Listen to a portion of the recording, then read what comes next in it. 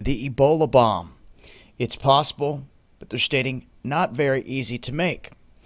Now, this is Fox News pushing this article, and they're twisting it. As you read the story, you'll be able to tell here of what they're doing. I want to point out a few things here. I'm going to read from the article. They state if some worst case scenarios are to be believed, then terrorist groups could use this recent outbreak of Ebola in Africa to their advantage by using this Ebola virus as a biological weapon. Now, they state that the idea that Ebola could be used as a biological weapon should be viewed with heavy skepticism, according to bioterrorism experts. Now, when they're saying this, they're saying the exact opposite of the truth right out the gate. This is red flags flying everywhere. They state, although deadly, Ebola is notoriously unstable when removed from a human or animal host, making weaponization of the virus unlikely. Now, this is what these two bioterrorism experts told Live Science. They know full well that this is already a bioweapon. It doesn't need to be put in bomb form. It has been manipulated and mutated already into the strain in which we're seeing, and they are using it alone as a bioweapon.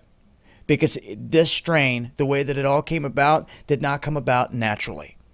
It was produced in this bioweapons lab inside of Africa, which was funded by Bill Gates and George Soros, and now Bill Gates has hopped on his yacht and has totally fled Africa. He's going to come to America, and they've already got this whole thing worked up where they have this vaccine ready come later this year into 2015. Can you believe that? That quick? They've already got it. So, soon as anything breaks out, they're going to be like, oh, don't worry. We told you. Everyone's just freaking out. Get the vaccine. You'll be fine. We've already tested it. Yada, yada. Now, who's going to be the first human guinea pig is the question for this new vaccine. Now, this new serum that was given to these patients in Atlanta, the first two Ebola patients to arrive in the United States, we have seen very little time pass. You know, you should be letting at least 6 months or more go by to see the effects of this serum on these people's bodies, because we don't know. You know, talk about mutating, going into the stuff of the movies. They cannot try to move too quickly here with approaching this in this aspect. Now, they're stating that a biological weapon could be used in the form of a powder. Now, Peter Walsh here, he's a biological anthropologist. He's not tied into this government bioterrorism groups that are trying to feed you lies. He's stating that the whole world should take this threat very seriously, an Ebola bomb. Now, he warns that terrorists can harness this virus simply in a powder form, load it into a bomb, and then explode it over a highly populated area. It would cause a large number of horrific deaths. Now, not only that, you don't need to break this down into powder form. All you need is to pack a plane full of bodies that are reeking of this and crash it in an area. You know how many people are going to be coming up to the wreckage site, sifting through it? No one has a clue that Ebola was on that plane. Matter of fact, that the whole plane was crawling with it, and that was the weapon. And they're going to continue to go through the crash site, pull the bodies out, try to identify it, the reason it went down, all this. Weeks are going to go by, and guess what?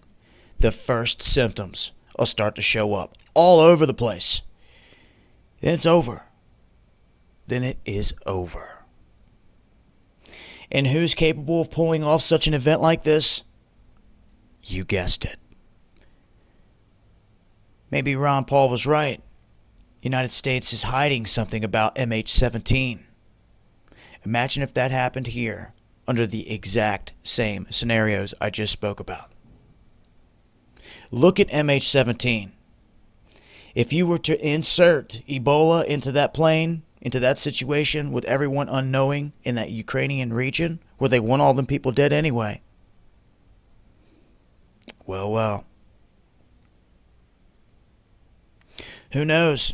I tell you one thing, something like this shows up in that region, you know who's behind it. And it's just a fair warning here that an Ebola bomb could be used in a number of different ways. And the fact that bioterrorism experts are trying to say that, oh, it's not possible at all, this and that, they're lying right to your face. Because the new strain itself is a bioweapon, turning people into the weapons unknowingly. I'll leave links. It's been Dabu7. Peace.